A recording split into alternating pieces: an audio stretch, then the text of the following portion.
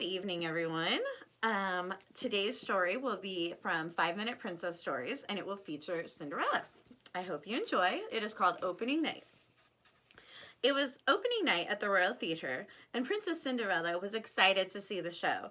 As the curtain went up, the star stepped onto the stage. Cinderella smiled. She knew the performer. It was Corinne, a singer she had met long before becoming a princess.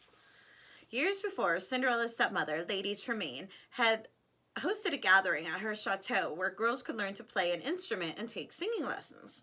Lessons sounded boring to Lady Tremaine's two daughters, Gisella and Anastasia, but Cinderella thought it was a wonderful idea. "I'd love to come," she said. Lady Tremaine narrowed her eyes. "Why, Cinderella, do you really have that much free time?" "Well, I just meant you have far too many chores to do," Cinderella's stepmother continued. The next day, lessons began. Cinderella slipped away from her chores to peek in. One girl, standing off to the side, caught her attention. She had the sweetest voice Cinderella had ever heard. Her name was Corinne. Anastasia and Gisella were immediately jealous of Corinne's talent. "You're not special," hissed Gisella. "Your voice is so quiet, nobody can even hear you. Which is a good thing since you sound like a goose," mocked Anastasia. And I'm going to go back to the first page and show you that picture, because I cannot remember if I did. Mainly because thanks to the cat, this is the third take tonight, so I can't remember if I showed you the picture.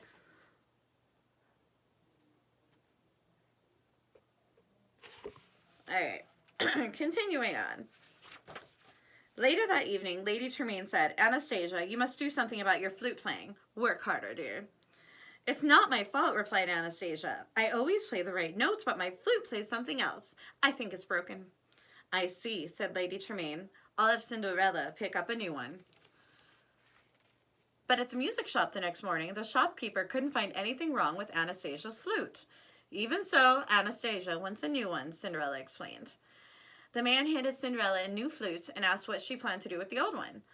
"I don't think anyone will mind if I keep it," she answered. Cinderella had hoped to learn how to play the flute. She wanted to make music for her animal friends.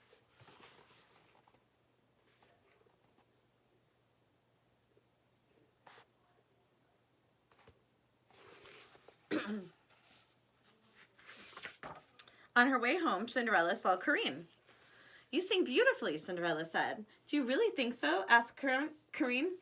"Anastasia said I sounded like a goose." "That's not true," Cinderella exclaimed.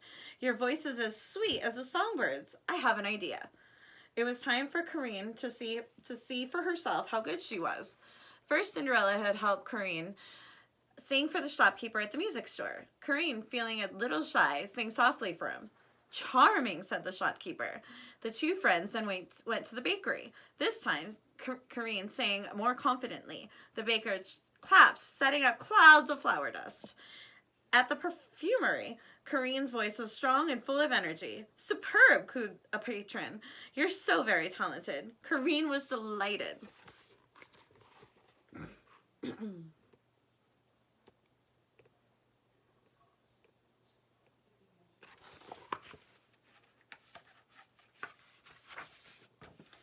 At the next lesson, Lady Tremaine announced that Madame Laveau, a famous opera singer, would be coming the next day.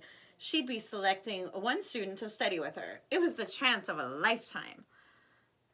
"I'll be right by your side for the audition," Cinderella told Corinne. "Just be yourself. Remember, your voice is as sweet as a songbird's." "Thank you," said Corinne. "You know, I really do think I have a chance."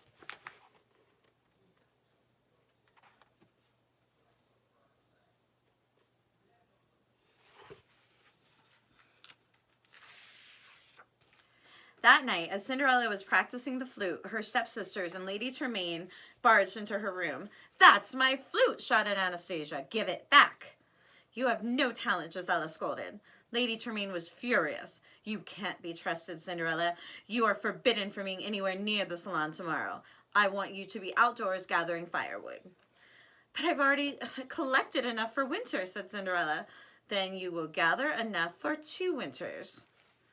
When Corinne arrived at the salon the next day, she missed Cinderella. "You can't sing," sneered Gisella as Anastasia cackled. When it was Corinne's turn to audition for Madame Laveau, she opened her mouth to sing, but nothing came out.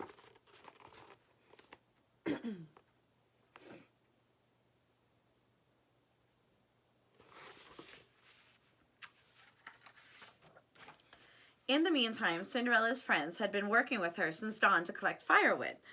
As soon as they finished, Cinderella ran inside, hoping to be in time for the audition. She arrived just as Drizella and Anastasia were warbling their way through an off-key duet. It was dreadful. Madame Laveau headed for her carriage. She hadn't found anyone who could be her student. Corinne told Cinderella what had happened. "It's not too late," Cinderella said. "If you believe in yourself, you can do anything." Corinne gave Cinderella a hug. "I think I'm ready to sing now." Cinderella called out to the opera star. "Madame Laveau, if you please, Corinne would like to sing for you," she said.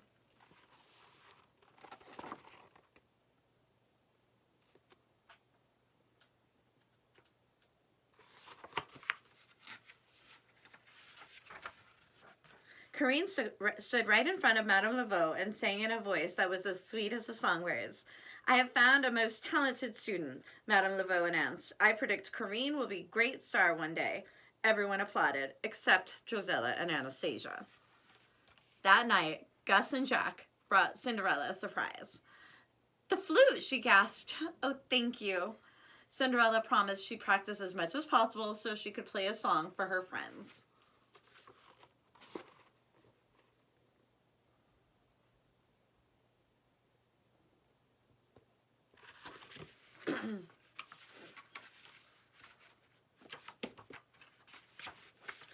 Back at the theater, Princess Cinderella hugged Corinne after the show.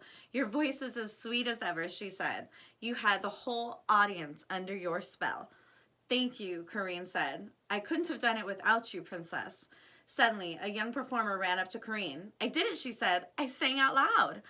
"I heard you," said Corinne. "Your voice is as sweet as a songbird's." Princess Cinderella couldn't help smiling.